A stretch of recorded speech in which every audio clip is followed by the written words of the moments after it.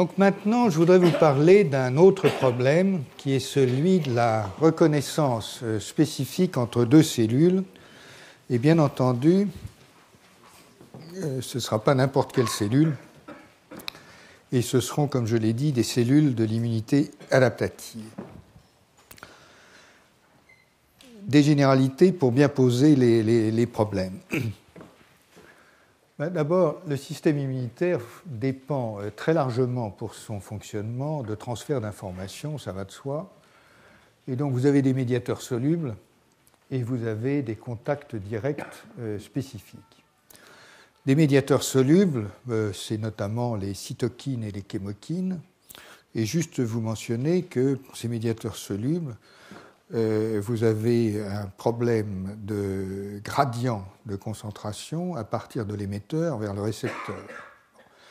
Ce gradient, donc vous pouvez imaginer une situation systémique où le niveau de telle chémokine est constant partout, etc. Mais ce n'est pas comme ça que ça se passe dans la vraie vie. Le niveau d'interleukine 2, il n'est pas constant partout dans l'organisme, ce n'est pas vrai. Ce n'est pas comme ça que ça fonctionne. La cellule dendritique, par exemple, émet une petite bouffée d'interleukine 2 qui va agir dans un certain rayon et ses fonctions du gradient de concentration, de la demi-vie, etc. etc. Bon. Et puis, bien entendu, vous avez des contacts directs qui sont spécifiques. Et j'en cite un certain nombre, donc, qui sont l'activation des cellules B et T naïves par les cellules dendritiques, la coopération entre les cellules B et T, les fonctions effectrices des cellules tueuses. Quand vous avez une cellule T cytolytique qui se colle à sa cible, elle se colle de façon spécifique avant de la tuer, etc. Alors, il faut que je vous dise quelques mots en général de l'immunité adaptative parce que pour bien poser les problèmes. D'abord, vous dire que l'immunité adaptative fait appel à plusieurs dispositifs particuliers qui sont des innovations évolutives tout à fait remarquables. D'abord, le système adaptatif fonctionne avec deux modes de reconnaissance du monde extérieur. Le premier, en gros, c'est une reconnaissance de la forme, c'est ce que font les anticorps. Donc ils reconnaissent ce qu'on appelle une protéine intégrale. Bon. Le deuxième, c'est une reconnaissance de la séquence. Vous allez voir que ce n'est pas tout à fait juste. C'est un autre mode de reconnaissance, c'est celui de fragments. Et ce sont les fragments qui sont présentés par les molécules du complexe majeur d'histocompatibilité et reconnus par les cellules T.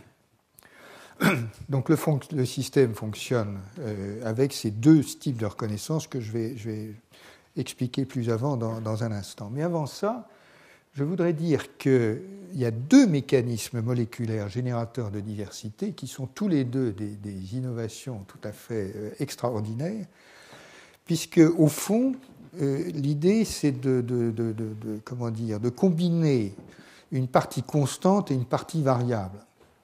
Alors, dans les anticorps, on a vu ça la dernière fois, vous combinez une partie constante à la partie variable, et donc on obtient cette diversité d'anticorps avec la recombinaison génétique qui fait qu'avec des tonnes, enfin un certain nombre de segments de gènes qui codent pour des parties variables, vous fabriquez une très grande diversité d'anticorps, plus la terminale déoxynucléotidyltransférase, plus les mutations somatiques qui ont lieu dans les centres germinatifs, etc.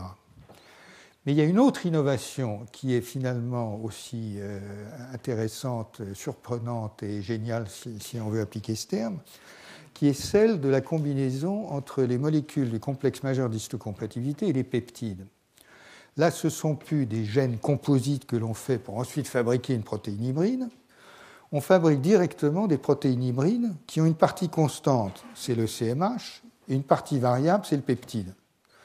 En d'autres termes, les molécules du complexe majeur d'histocompatibilité sont des espèces de réceptacles, des espèces de récepteurs si on veut, mais de réceptacles qui sont capables d'accueillir un assez grand nombre de peptides.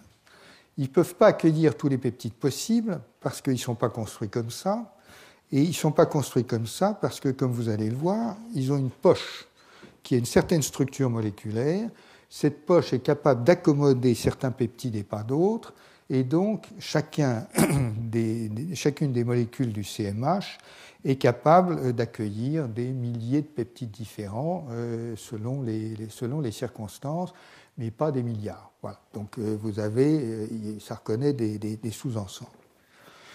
En plus, comme vous le savez certainement, ces molécules du complexe majeur d'histocompatibilité sont qualifiées de polymorphes, c'est-à-dire que d'un individu à l'autre, elles varient pas mal, et leur poche, que vous allez voir dans un instant, encore une fois, leur poche varie également selon les individus, de telle sorte que chaque individu sélectionne par le biais de ces molécules du CMH des sous-ensembles différents de peptides provenant de quelque source que ce soit. Bon. En tout cas, encore une fois, ces molécules sont des protéines composites.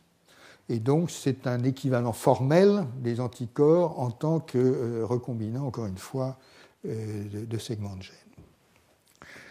Alors, quand on voit, bien sûr, ça c'est dans tous les textbooks, dans tous les manuels, quand on voit comment la production des anticorps est réglée, elle est réglée parce que les cellules dendritiques qui reçoivent un antigène étranger présentent, le dégradent à l'intérieur et présentent des peptides venant de l'agent infectieux par le biais de ces molécules d'histocompatibilité à l'extérieur, et des cellules T naïves viennent reconnaître ça si elles ont le bon récepteur.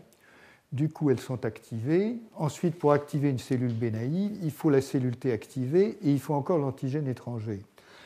Et ça, c'est lié au fait que l'antigène étranger est reconnu de deux manières.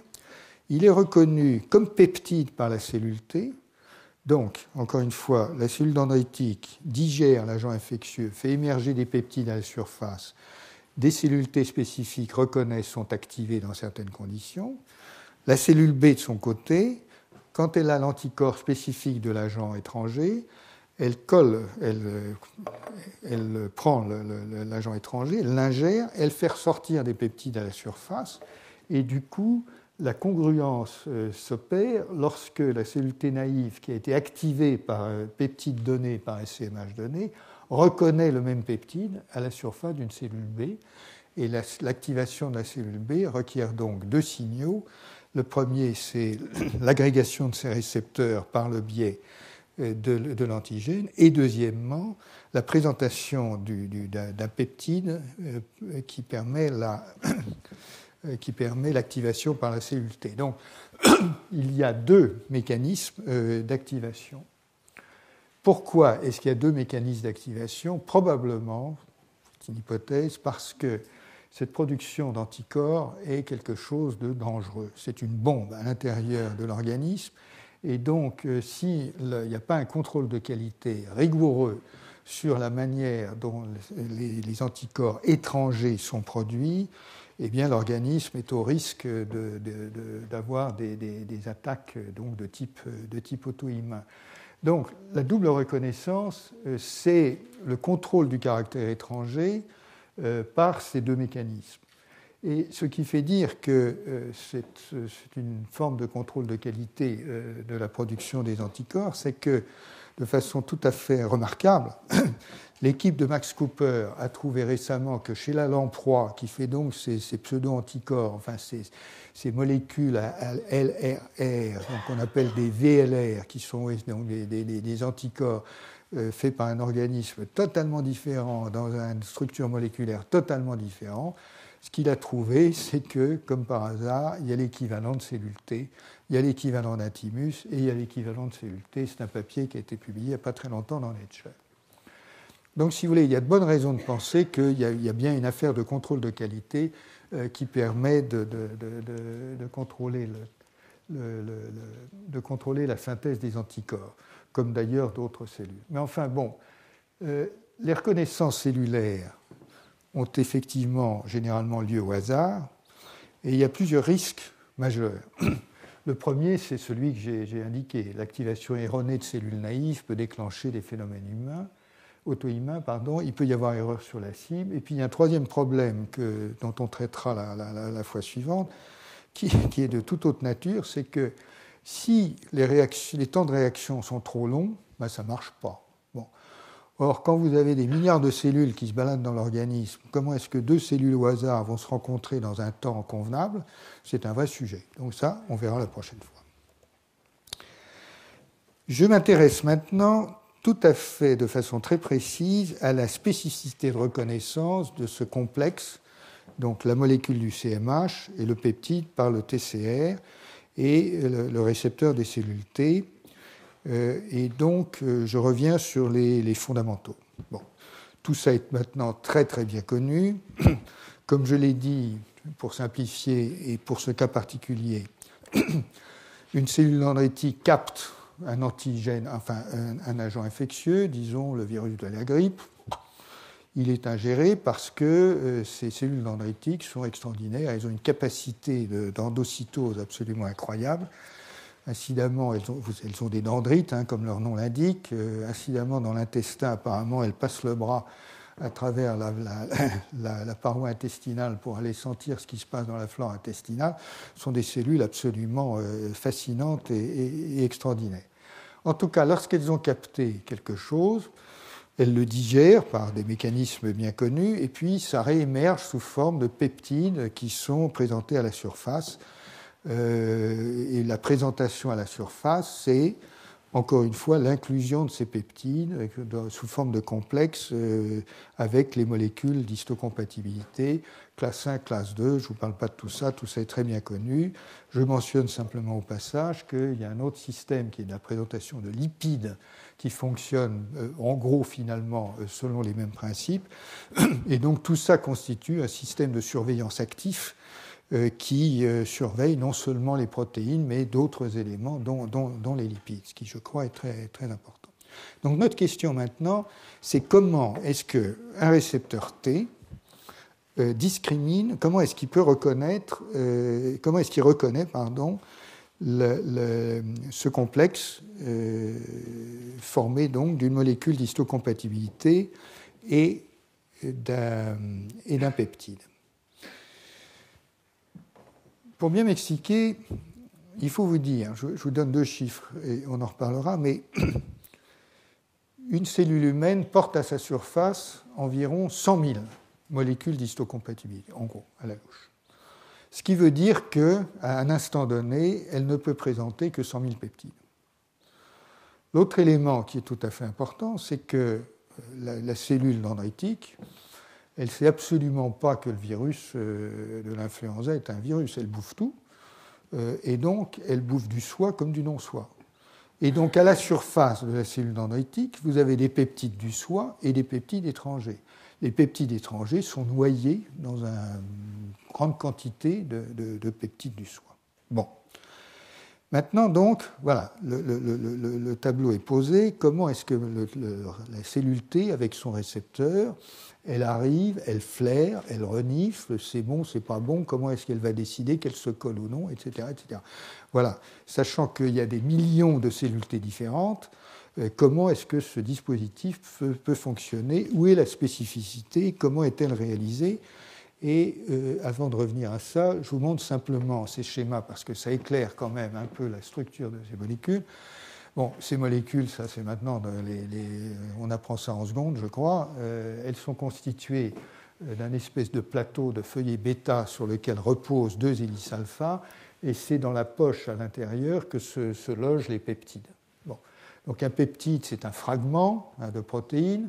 Le peptide de base, si je peux dire, qui se loge dans cette poche pour les antigènes de classe 1, il a une moyenne de longueur de 9 acides aminés, c'est important, vous verrez pourquoi. Et puis, vous concevez très bien que lorsque... Vous concevez bien que selon les acides aminés qui tapissent la poche, soit le fond de la poche, soit ses bords, il y a plus ou moins de protubérances, de charges, etc. Et donc, ça sélectionne des sous-ensembles de peptides. Ça se comprend assez bien. Alors, je reviens là sur ceci pour vous dire que quand on prend la spécificité, quand on a une cellule T qui est spécifique, elle apparaît très spécifique parce qu'on change un seul acide aminé et généralement ça ne marche plus. Donc on change un seul acide aminé dans le peptide, ça ne marche plus. Donc c'est vraiment très spécifique, c'était très fin comme discrimination. Le problème, c'est qu'il y a finalement quand même beaucoup de réactions croisées. Donc ça nous amène à une remarque que j'avais faite en vous parlant des anticorps. Vous avez plusieurs manières d'évaluer la spécificité ou de la mesurer ou de l'évaluer, oui. C'est de dire, ça discrimine entre des molécules très proches, mais ça ne dit pas tout, ça, parce que ça peut très bien reconnaître quelque chose de totalement différent. Et c'est ce qui se passe dans le cas des cellules T. Donc ce que l'on sait maintenant, c'est qu'il arrive que des cellules T discriminent entre des peptides très proches qui diffèrent, mais d'un groupe méthyle sur un acide aminé, mais reconnaissent des peptides entièrement différents. Alors évidemment, c'est un peu perturbant, et les cellules T peuvent d'ailleurs reconnaître des peptides du soi comme du non-soi. Alors, c'était démontré de façon très, très élégante et très convaincante dans cette étude, dans lesquelles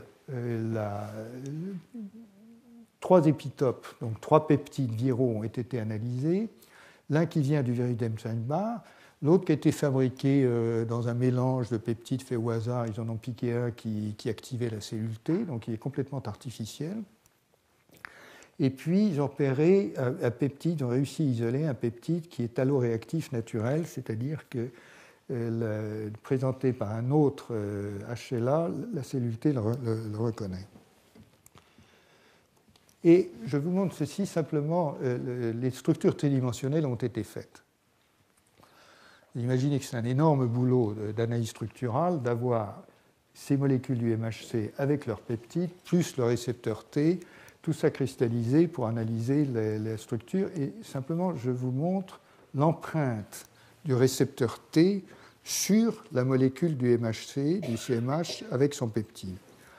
Et la seule chose que je veux vous montrer ici, c'est que l'empreinte est un peu variable. Ça veut dire quoi? Ça veut dire que, de temps en temps, le récepteur T se colle comme ça, une autre fois, il se colle un peu de travers, et une autre fois, il se colle encore un peu de travers. Voilà. Mais ça reste spécifique dans la mesure où la cellule T est capable de réagir. Est-ce que c'est lié à une flexibilité des partenaires? Dans le cas des anticorps, je vous ai indiqué qu'il y a pas mal d'indications que les anticorps sont finalement relativement flexibles. Et donc, ils s'accommodent d'un certain nombre d'antigènes, parce que l'antigène peut se coller d'un côté de la poche, de l'autre côté de la poche, mais qu'aussi l'anticorps peut changer un peu de structure. Et c'est un peu le cas de la molécule du CMH et des peptides. Les peptides sont éminemment flexibles, bien entendu, c'est 9 ou 10 acides aminés, ça n'a pas réellement de structure organisée forte. Et à l'intérieur de la poche, ça a encore une certaine flexibilité. Illustré par cet exemple que je trouve incroyable, c'est-à-dire qu'il y a des peptides qu'on arrive à mettre dans les deux sens. Donc c'est vraiment. Mais en fait, c'est la molécule du CMH qui est elle-même un peu flexible, c'est-à-dire qu'il y a de la respiration entre les deux hélices et donc ça se débrouille là-dedans. Bon, voilà. Donc, il y a une certaine flexibilité au niveau du CMH et des peptides, et en revanche, il n'y en a pas beaucoup avec le TCR. Le récepteur T, lui, contrairement aux anticorps, est une structure assez rigide. Et donc, en fait, je pense que la meilleure image que je peux utiliser, c'est que c'est une structure plutôt rigide et une sorte de rotule qui se colle plus ou moins avec très peu de liberté de rotation, mais quand même quelques degrés de liberté, qui fait qu'il peut s'orienter légèrement différemment sur sa cible, qui est le complexe récepteur CMH.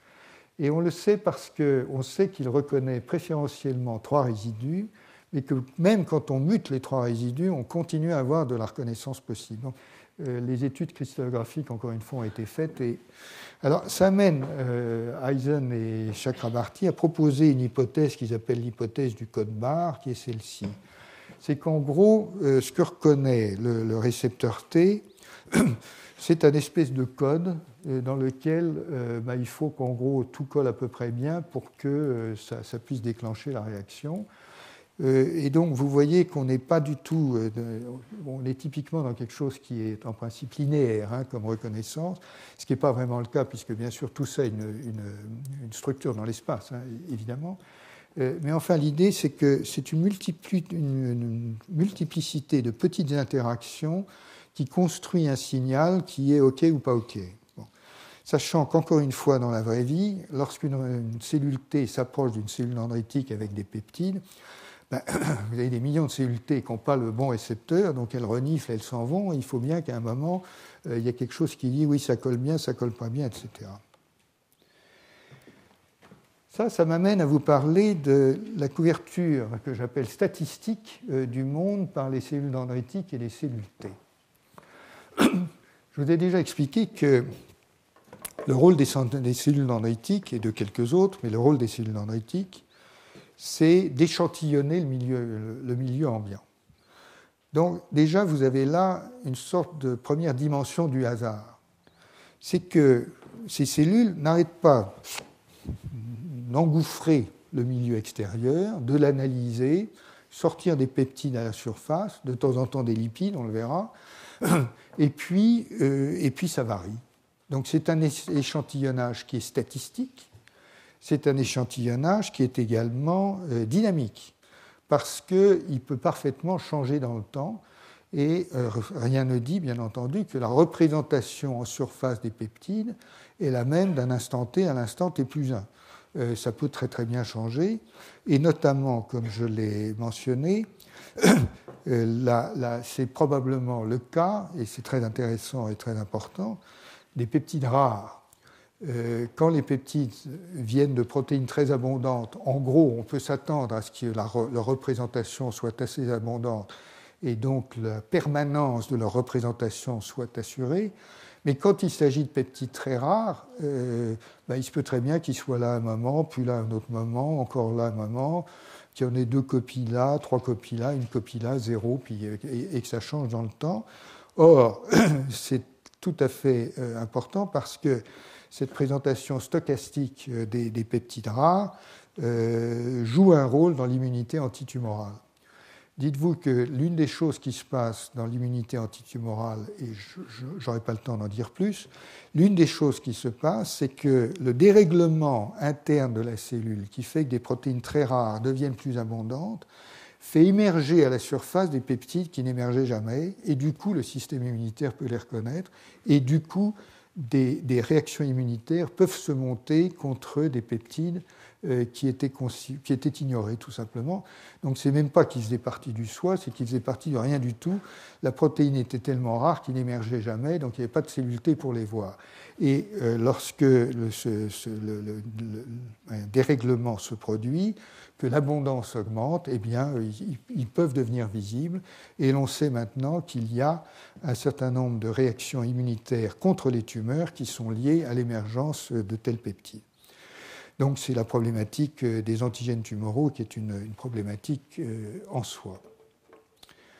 Alors, maintenant, on va rentrer un peu plus dans les questions de spécificité et d'essayer de comprendre comment ça peut fonctionner. Parce que, au fond, les complexes spécifiques de l'antigène étranger, le virus de la grippe qui a été capté, etc., ils ne doivent pas être très nombreux, parce qu'il y a déjà une tripotée de peptides du soi qui occupent déjà le terrain, si j'ose dire. Et donc, les peptides de l'agent infectieux étranger, il faut qu'ils se frayent une route, quoi. Et il y a des dispositifs qui permettent d'optimiser ça. Par exemple, les voies d'endocytose donnent un court-circuit qui amène plus de peptides à la surface, etc., etc. Mais enfin, en gros, il y a un problème, il y a une question de sensibilité.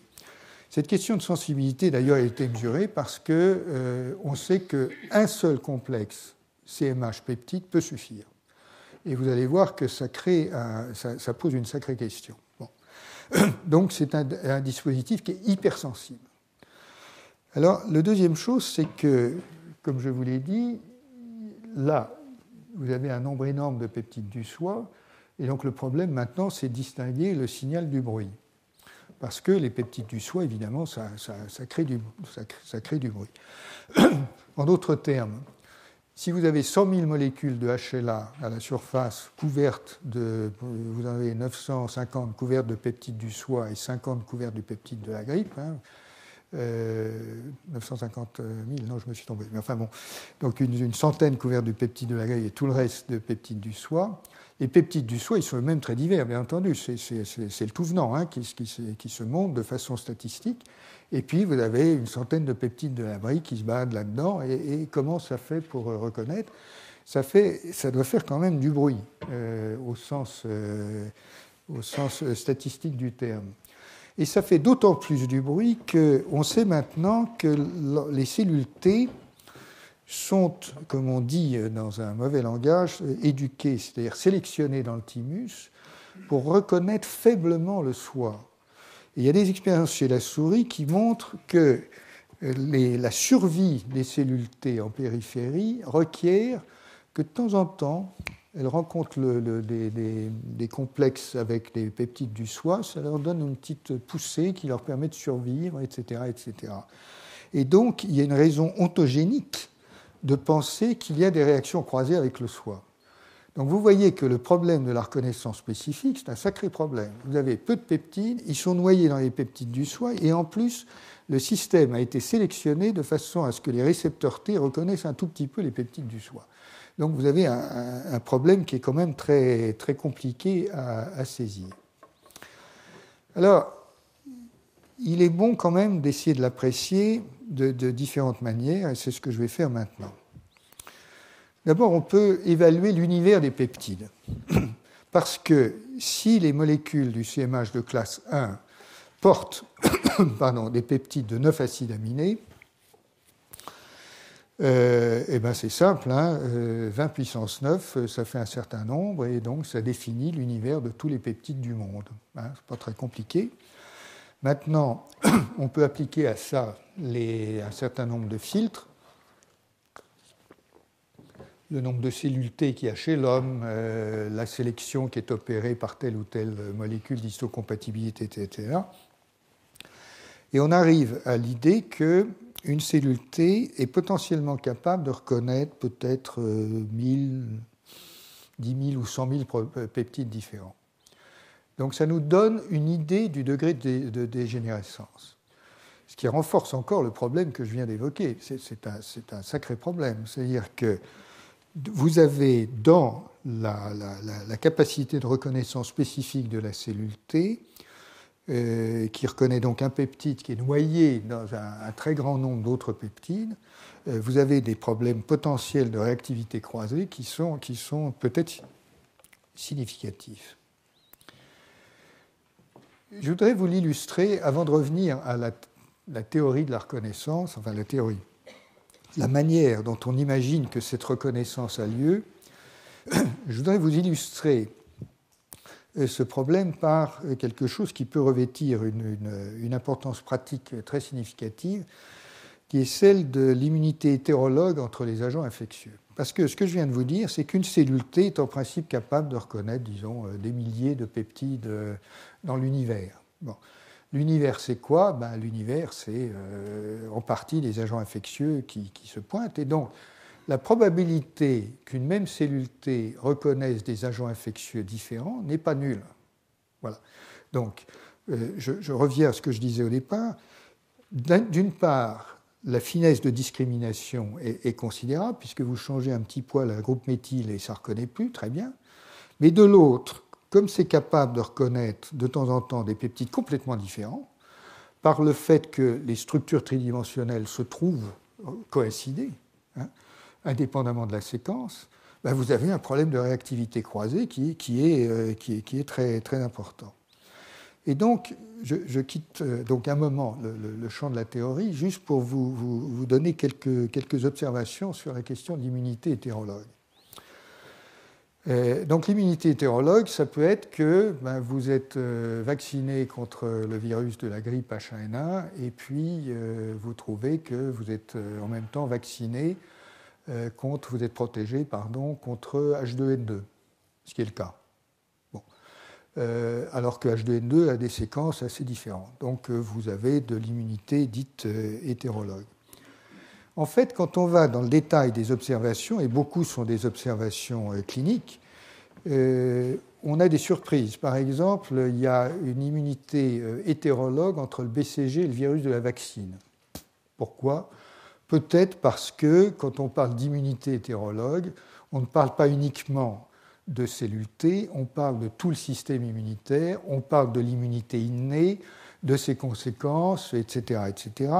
Et on sait d'ailleurs que dans un certain cas, cette immunité croisée est liée à des effecteurs de l'immunité innée, par exemple à des macrophages. Donc c'est un phénomène complexe qui n'est pas uniquement lié aux cellules T, ça peut expliquer un certain nombre de choses.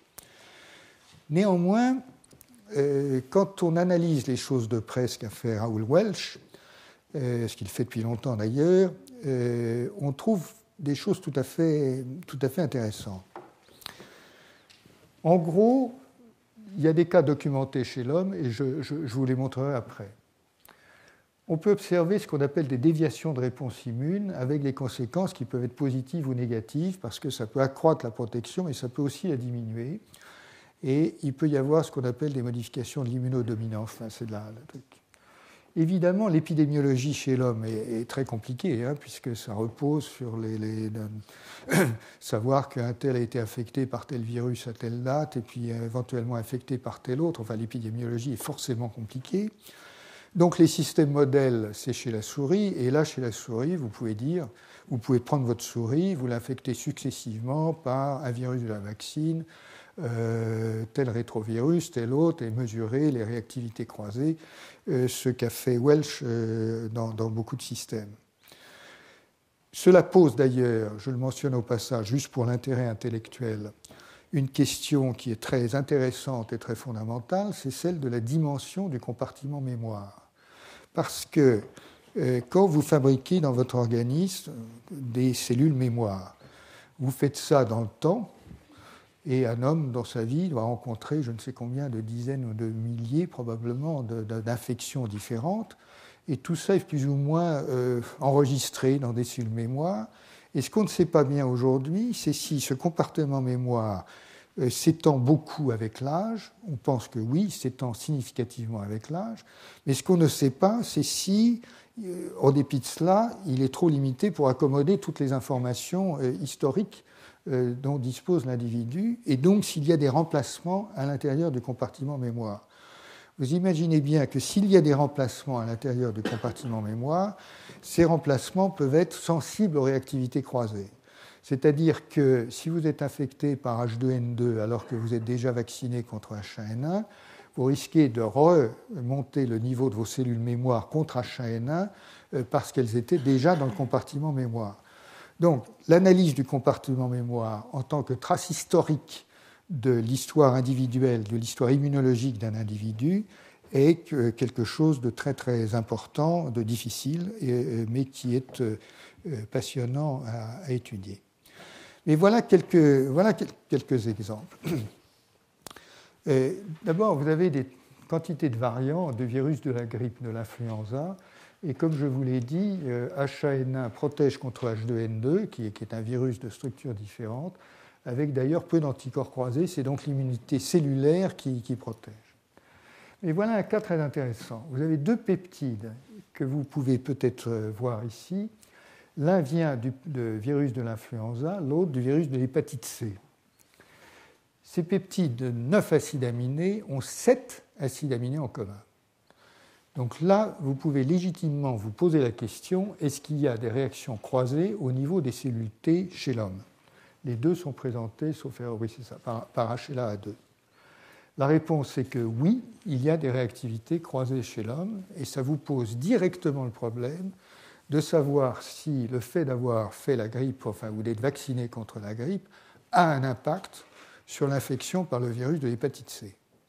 Encore une fois, l'épidémiologie est difficile, mais la question est posée. De la même manière, vous avez des réactivités croisées qui ont été mises en évidence entre le virus d'Epstein-Barr et le virus de l'influenza. Alors, vous avez une théorie que je vous mentionne, qui est que les infections, que ça pourrait avoir un rôle sur les infections par EBV, le virus de la varicelle, etc., dont la sévérité augmente avec l'âge, et possiblement un lien avec la mononucléose infectieuse. Encore une fois, à voir. L'épidémiologie est encore très largement à faire. Il y a quelques indications que l'histoire immunologique de l'individu influe directement sur un certain nombre de pathologies, dont celle-ci, avec comme piste, encore une fois, le virus de l'influenza. Vous avez quantité, en fait, de réactions croisées de ce genre-là qui sont documentées dans la littérature.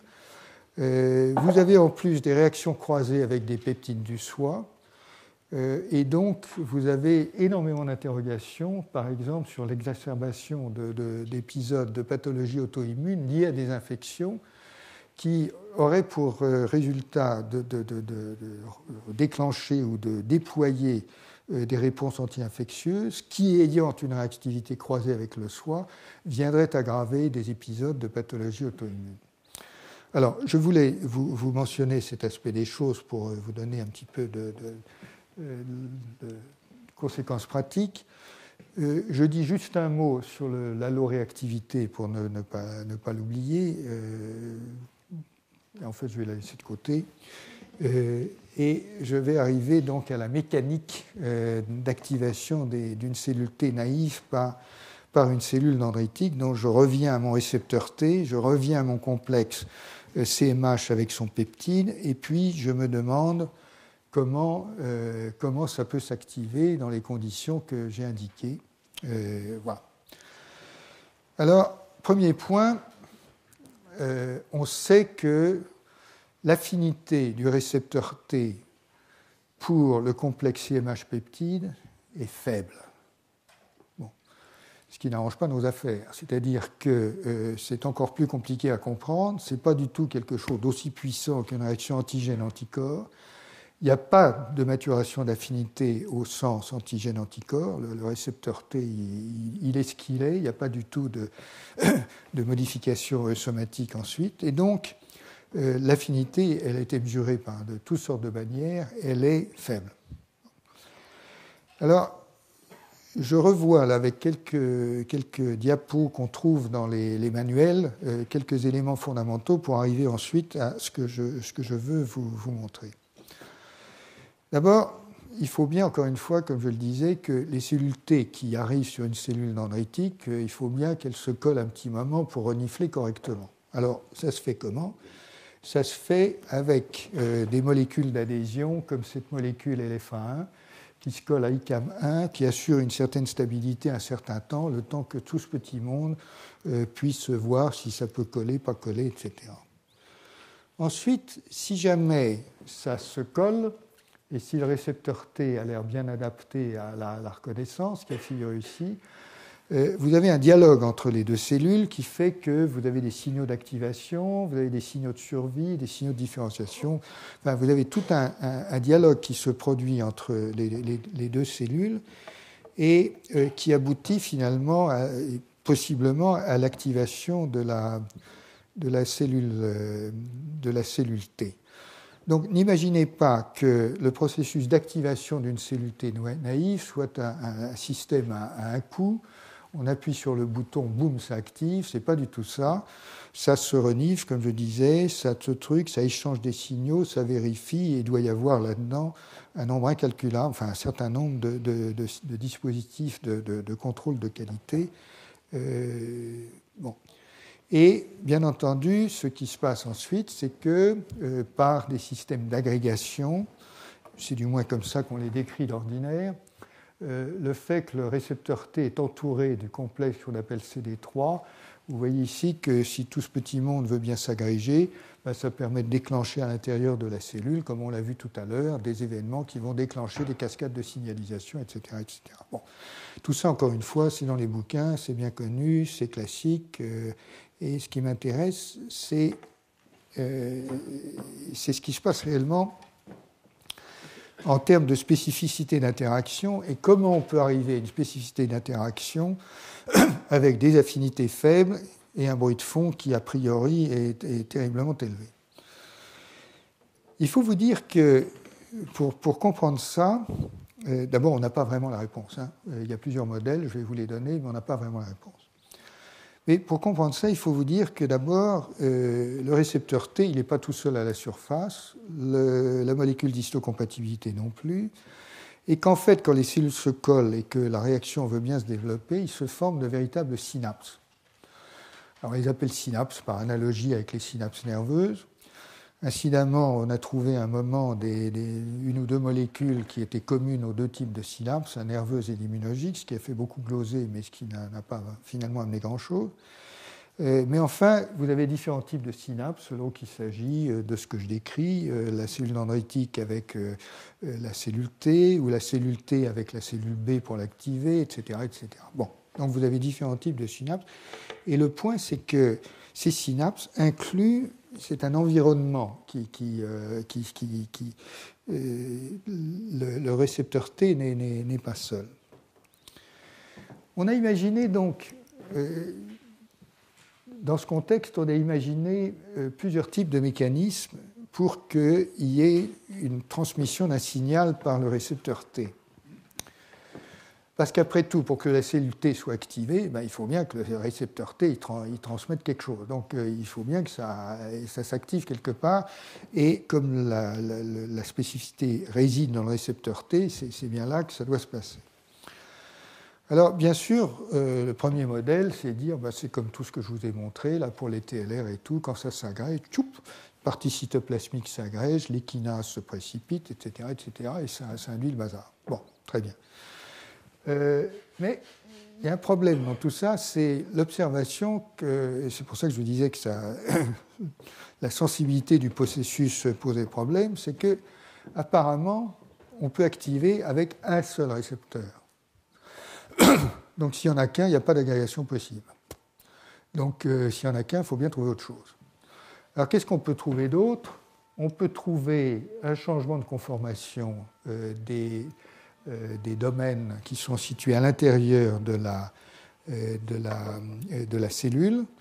Donc ça veut dire que vous avez votre récepteur T, supposé unique, il est à la surface, le CMH peptide se colle, et ça induit d'une manière ou d'une autre un changement de conformation qui fait qu'à l'intérieur de la cellule, il se passe quelque chose, et ça déclenche la cascade. Donc c'est l'hypothèse du changement de conformation induit, et pour ça, une seule molécule fait l'affaire, un seul complexe fait l'affaire. Bon, théoriquement. Vous avez un autre type d'hypothèse qui est de dire, il y a autre chose qui peut faire l'affaire, c'est qu'en réalité, le récepteur T complexé avec son complexe CMH peptide, il se passe une redistribution autour de lui, et c'est la redistribution qui fait que l'activation est déclenchée. Donc, dans un cas, vous avez quelque chose d'assez pur, si je peux dire, un changement de conformation direct, boum. Dans l'autre, c'est plus compliqué, et vous avez un réarrangement des structures, sachant que, comme vous le savez certainement, les surfaces cellulaires sont maintenant généralement décrites comme étant largement constituées de radolipidiques. On a un temps douté un petit peu de leur existence, et puis ça a été maintenant confirmé avec d'autres techniques. Ils sont un peu plus petits que ce qu'on croyait, mais les radolipidiques ont l'air d'avoir une existence démontrée. Et donc, ils bougent à la surface, et donc le réarrangement de ces radolipidiques est évidemment en soi susceptible d'entraîner des phénomènes intracellulaires. Notez que ces trois hypothèses ne sont pas du tout incompatibles, c'est-à-dire qu'il peut très bien y avoir de l'agrégation dans certains cas, dans d'autres cas, un changement de conformation, enfin, ça peut se combiner. Ça n'est pas. Voilà l'expérience qui montre d'ailleurs qu'un seul CMH peptide permet d'activer. Ça se fait comme ça, vous avez une lame de verre sur laquelle vous accrochez un petit peu quelques molécules de CMH, vous mettez le bon peptide dedans, vous avez une seule cellule, et puis vous regardez ce qui se passe, et vous avez des techniques de microscopie avancées pour vous montrer ce qui se passe et les réarrangements qui se produisent à la surface. Et j'ai choisi ça juste pour vous montrer que dans cette expérience, le récepteur T se trouve regroupé au centre de ce qu'on appelle la synapse. La molécule ZAP70 s'agrège, mais de façon beaucoup plus large. Et l'ensemble, lorsqu'on superpose les deux, donc, est une image de ce qu'on appelle une synapse immunologique. Je vous dis tout de suite qu'il y en a beaucoup d'autres et qu'il y a beaucoup d'autres éléments éléments à la surface des cellules qui participent à la synapse. Donc, je reviens sur la problématique et je reprends la question de ce paradoxe, si vous voulez. L'agrégation des TCR est sans doute pas possible s'il n'y a qu'un seul complexe CMH peptide étranger. Sauf que c'est quand même possible si l'on admet que le partenaire est une molécule de CMH avec un peptide du soi. Et donc on peut former un faux dimère avec un peptide étranger et un peptide du soi. Donc ça, c'est l'une des hypothèses qui est considérée, c'est ce qu'on appelle la pseudo-dimérisation, qui permettrait de faire ça. Changement de conservation du TCR, comment ça pourrait fonctionner ? L'idée qui est assez intéressante est en fait celle d'une force mécanique. Et ça amène une nouvelle manière de réfléchir que je vous mentionne, qui d'ailleurs que je redévelopperai dans un autre contexte, qui est celle-ci. On a oublié, les immunologistes ont pas mal oublié les forces. Bon. Et après tout, il y a des forces. Et après tout, quand des surfaces interagissent, il y a des forces.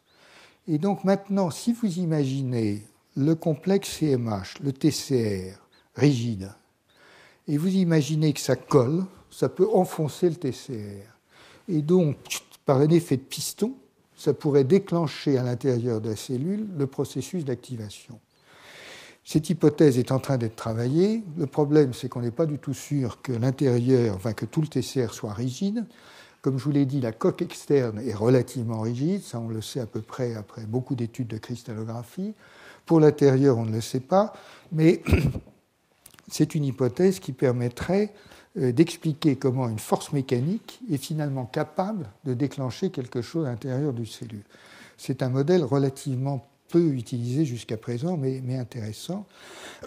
Et puis finalement, vous avez la ségrégation et l'exclusion de la membrane de molécules comme les CD45, les CD48. Voilà.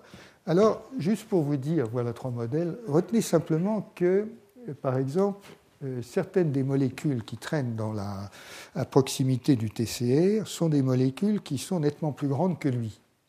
Et donc la ségrégation fait que les écarter permet probablement que les membranes se rapprochent, tandis que les conserver complètement à proximité empêcherait peut-être que les membranes se rapprochent. Est-ce que cet écartement de ces protéines de surface qui permet l'accouplement des membranes peut être lié ou non à un signal mécanique? C'est une inconnue totale à l'heure actuelle. Mais enfin, il n'est pas impossible que ce genre de choses se produisent. Et l'idée générale est quand même qu'il y a, parce qu'on l'observe, il se forme des micro-clusters, des micro-agrégats de récepteurs T à la surface des cellules activées. Et dans certaines conditions expérimentales, il y a si peu de peptides spécifiques qu'on est forcé d'envisager que des agrégats se forment également avec les peptides du soi. En tout cas, donc, le système doit être sacrément bien réglé parce que, encore une fois, si vous avez ne serait-ce que 10 fois plus de CMH avec peptides du soi que vous n'avez de complexes spécifiques, et dans beaucoup de situations, c'est sûrement 100 fois ou 1000 fois plus ou 10 000 fois plus, le bruit de fond doit être considérable.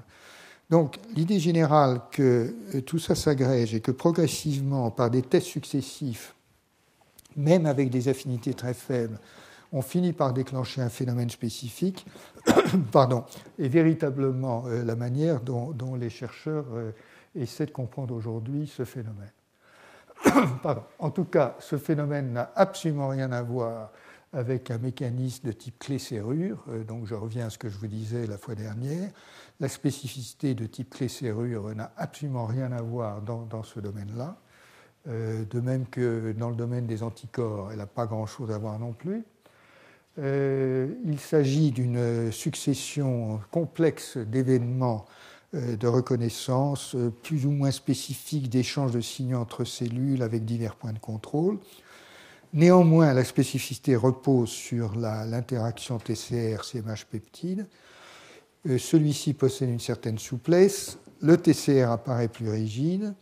Et comme je vous l'ai dit, moi je me figure un peu comme une rotule de mobilité très limitée, mais quand même capable de reconnaître des complexes CMH-peptides sous plusieurs angles.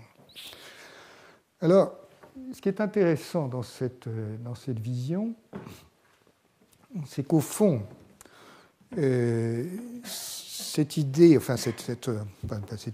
représentation du TCR, il faut bien qu'on se fasse à l'idée que le TCR il est compatible avec des molécules du CMH très variables. Elles sont polymorphes, comme il a été dit, et donc le TCR il est censé d'une part, et ça nous le verrons dans une fois prochaine, il est censé d'une part apprendre ce qu'est le soi, de l'autre il est censé apprendre ce qu'est l'étranger, de l'autre il est censé reconnaître des CMH de nature très différente. C'est quand même pas tout à fait simple. Donc il faut bien en tout cas qu'il y ait une compatibilité, sinon une reconnaissance. Et je reviendrai sur ce point dans un instant. En tout cas, donc, la dimension de l'univers peptidique et les deux se combinant dans l'alloréactivité dont je n'ai pas parlé, dont je n'ai pas le temps de vous parler. Dans tous les cas, et cela me ramène à l'une de mes conclusions de la première partie, tout ce petit monde est engagé dans la formation d'agrégats, qui évidemment étant à la surface de la cellule sont des agrégats planaires, donc ils sont plus ou moins plans, sous forme de protéines ou de radolipidiques, mais tous ces phénomènes sont à peu près incompréhensibles si on ne fait pas intervenir maintenant de tels agrégats. Ce qui nous éloigne encore plus d'ailleurs de la notion clé-serrure. Et donc, si vous voulez, ça m'amène à quelque chose qui m'est relativement cher et que je redévelopperai dans les séances suivantes et que j'avance dès maintenant, qui est ceci.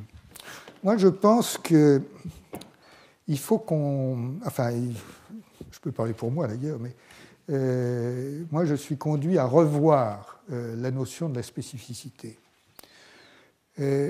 En quelque sorte, si vous voulez, qu'est-ce que c'est que la spécificité ? L'interaction spécifique, c'est celle qui marche. Et donc, la lecture de la spécificité, c'est la fonction. Et donc, je pense qu'il faut peut-être inverser la charge de la preuve et partir plus que moi-même, je ne l'ai fait par le passé, donc je bats ma coulpe, si vous voulez. Il faut partir plus du résultat fonctionnel que des causalités moléculaires qui sont présumées. On voit maintenant qu'il a fallu des dizaines et des dizaines de structures tridimensionnelles pour arriver à imaginer à peu près comment le CMH reconnaît comment le TCR reconnaît les complexes CMH peptides. Vous me direz que ce travail est de plus en plus routinier dans la mesure où la détermination des structures a fait d'énormes progrès. Et donc, on peut déterminer aujourd'hui des centaines et des milliers de structures et les bases de données s'enrichissent sans arrêt. Il n'empêche qu'il me semble que là, nous sommes dans un système où, en fait, on est en train de confronter deux espaces de forme. L'espace des TCR, qui est très différent de l'espace des anticorps, parce que, en gros, le TCR il est quand même plus ou moins assez plat. Hein. Il n'a pas du tout la même flexibilité, en tout cas, que l'anticorps. De l'autre, un autre espace, qui est l'espace de tous les CMH, molécules d'histocompatibilité de leurs peptides. Ces deux espaces sont évidemment contraints par leurs règles propres, et cela d'ailleurs nous rappelle cette règle majeure de la biologie, c'est que quelle que soit la dimension de l'espace que l'on considère, l'espace des possibles est toujours infiniment, pas infiniment, mais considérablement plus grand. Et donc même dans l'espace, c'est des enseignements que l'on a de l'analyse des structures dans la théorie de l'évolution, c'est que quelle que soit l'immensité des solutions que l'on peut trouver et que l'on observe, en fait, l'espace des possibles est encore beaucoup, beaucoup, beaucoup plus grand. Donc ces deux espaces ne sont pas infinis, ils ont des contraintes, ils ont des contraintes ontogéniques, ils ont des contraintes fonctionnelles. Néanmoins, vous avez des millions de structures qui doivent se confronter à des millions de structures. Et donc, je pense que le postulat du biologisme moléculaire de base que j'ai été ou que je suis encore était de dire, bon, par l'analyse des molécules, on va tout comprendre, et donc il y a un postulat d'intelligibilité et de prédictibilité par la structure. Ce postulat n'est pas faux, il est évident que les structures nous apprennent énormément de choses, mais ce que je crois maintenant, c'est qu'il faut véritablement rattacher à cela la notion de fonctionnalité, et ma conclusion est donc, et nous le verrons encore plus avant les prochaines fois, ma conclusion est donc que la spécificité dans le système immunitaire n'est pas compréhensible ou pas totalement compréhensible si l'on ne prend pas en compte un certain nombre d'éléments fonctionnels et si l'on n'accepte pas de renverser d'une certaine manière la charge de la preuve. Et la charge de la preuve, c'est qu'évidemment, ce qui est spécifique, c'est ce qui marche, et ce n'est pas forcément ce qu'on prédit uniquement à partir des structures. La fois prochaine, donc, nous irons un petit peu plus avant, là encore, en nous promenant entre l'immunité innée et l'immunité adaptative, et nous avancerons dans ces notions de spécificité. Je vous remercie.